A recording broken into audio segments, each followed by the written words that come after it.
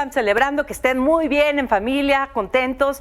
Y pues aquí tenemos también, no es un recuento nada más, es una lectura nueva de todo lo que platicamos este año. Pensamos que ya no íbamos a volver a hablar con los más grandes de la televisión y el cine, que ya son los mismos.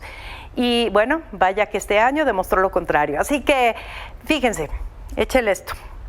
Diego Luna, ya veremos un poquito más de lo que nos platicó de Andor, pero trabajó con un genio llamado Tony Gilroy, creador también, junto con Diego, productores ejecutivos de Andor. Así que veamos un poquitito de lo que ambos nos dijeron acerca de esta no solo multipremiada serie, sino una de las mejores en la historia de este género y sin duda para muchos de Star Wars. I believe there's a lot of politics involved in a world parallel or different, but very much alike from our own. Would you say that's something that you would emphasize? The origin of politics, not a specific...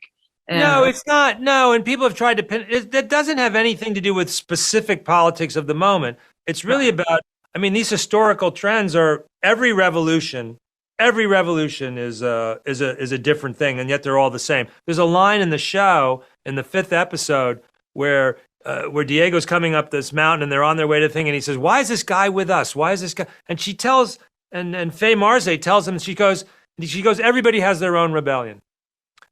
And the forces of oppression and the forces of control and the forces of, surveillance and destruction and darkness, really, they don't have any. They've been all through history. They've changed their uniforms a million times. They've changed their colors a million times. It's been all kinds of people. It doesn't matter. But that's always a constant.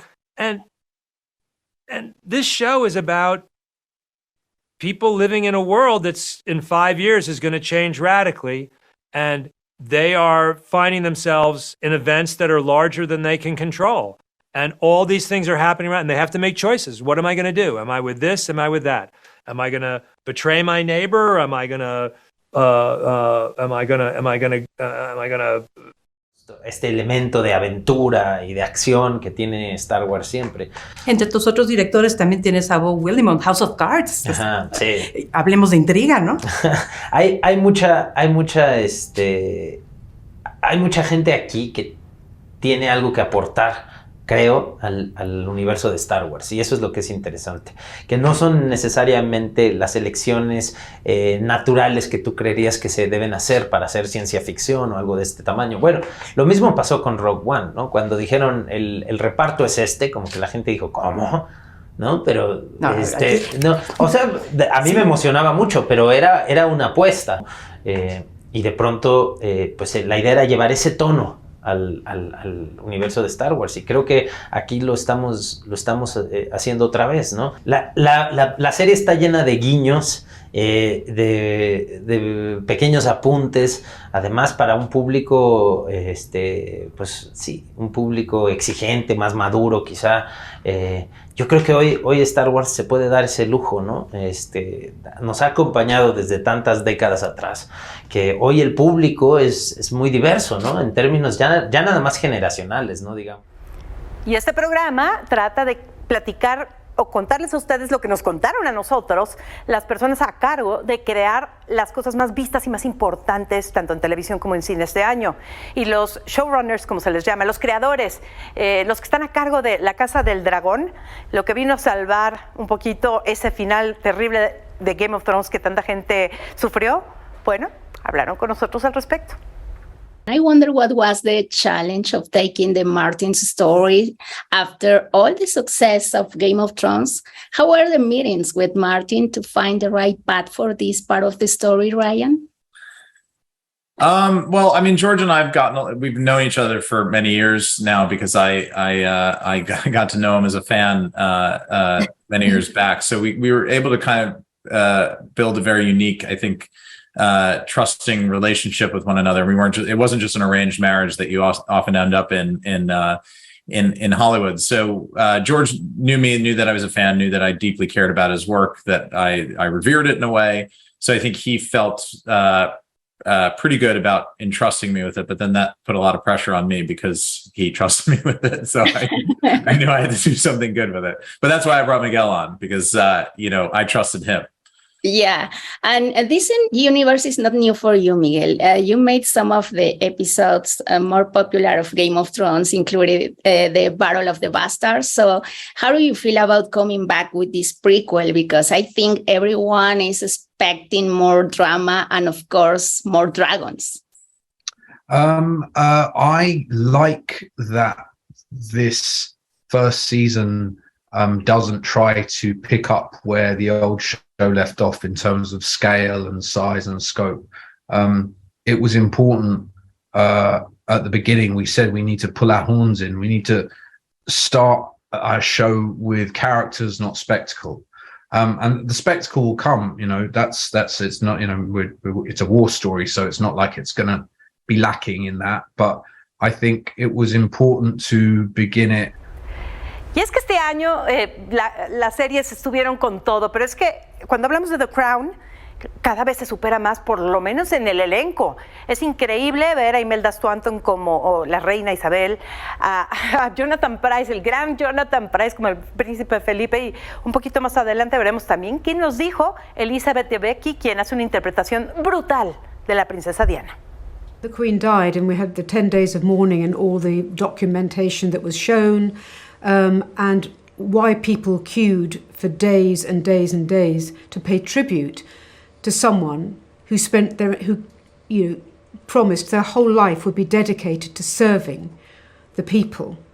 The appreciation of that, I think, was breathtaking. And of course, not the whole of England are monarchists, but I think people respected someone who kept their word and did what she promised to do with such grace. But through, with real people, ordinary people, that sense of duty is important, and it manifests itself, I find, in your duty to, as performers, the duty to turn up every day to the stage, the theatre, and in life, your duty to your friends, a devotion towards your friends.